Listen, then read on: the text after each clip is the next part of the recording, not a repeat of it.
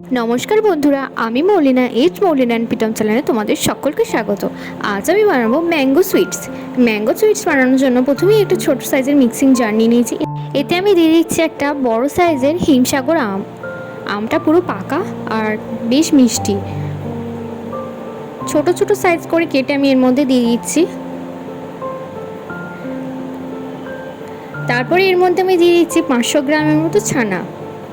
আমি এটা আগে থেকেই তৈরি করে রেখেছিলাম, দেখতে পাচ্ছ ছানাটা কত সফট হয়েছে।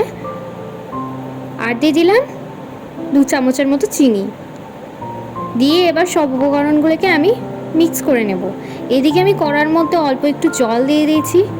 এর মধ্যে আমি দিয়ে দিচ্ছি গুঁড়ো দুধ। এটা আমি আমুলের নিয়েছি আর এই রেসিপিটা হবে পুরোটাই গুঁড়ো দুধের ওপর। আমি আস্তে আস্তে গুঁড়ো দুধটাকে একটু জাল দিয়ে ফুটিয়ে নেব কম আঁচ দিয়ে। খুন্তিটা এইভাবে চালাতে থাকবেন যাতে গুঁড়ো দুধটা নিচে দলা না পেকে যায়।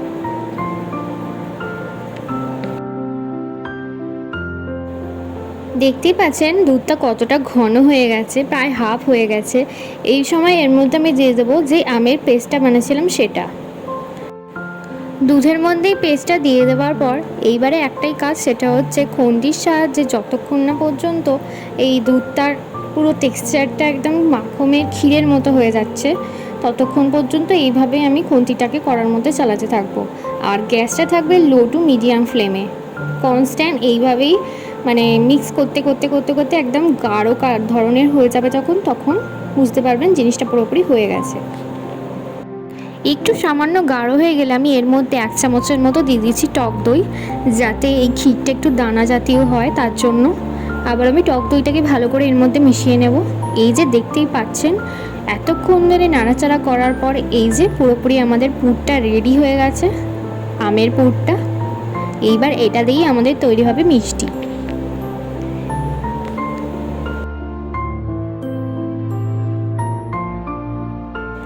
কড়া থেকে এবার একটু একটু করে একটা থালার মধ্যে নিয়ে নিচ্ছি, যে কোনো পাত্রেই নিতে পারেন। নিয়ে এটাকে এবার পাখার তলে একটু ঠান্ডা করে নেব যাতে নাড়ুর মতো শেপটা দিতে আমাদের সুবিধে হয়।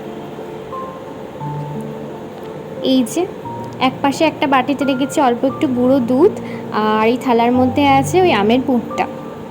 এবারে অল্প একটু একটু করে নিয়ে নাড়ুর আকার নিয়ে হাতের সাইজে চেপে চেপে এইভাবে গোল করে মিষ্টির শেপটা বানিয়ে নেব। দেখতেই পাচ্ছেন মিষ্টিটা কতটা রসালো হয়েছে আর এটা পুরোপুরি ক্ষীরের মতো হয়েছে আর ফ্লেভারটা আসবে পুরোপুরি ম্যাঙ্গোর।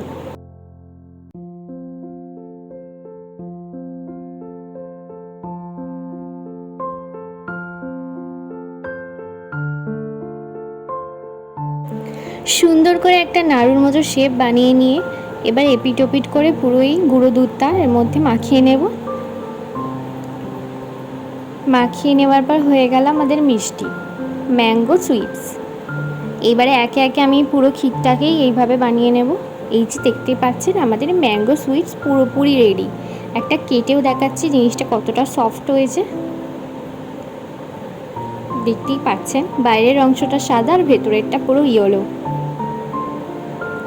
ভীষণ সুন্দর এই রেসিপিটা, চাইলে বাড়িতে একবার হলেও আপনারা ট্রাই করবেন। ভিডিওটা ভালো লাগলে অবশ্যই লাইক করে দেবেন, চ্যানেলটাকে সাবস্ক্রাইব করতে ভুলবেন না। দেখা হচ্ছে পরবর্তী অন্য কোনো ভিডিওয়ে। ততক্ষণের জন্য টাটা, বাই বাই, টেক কেয়ার।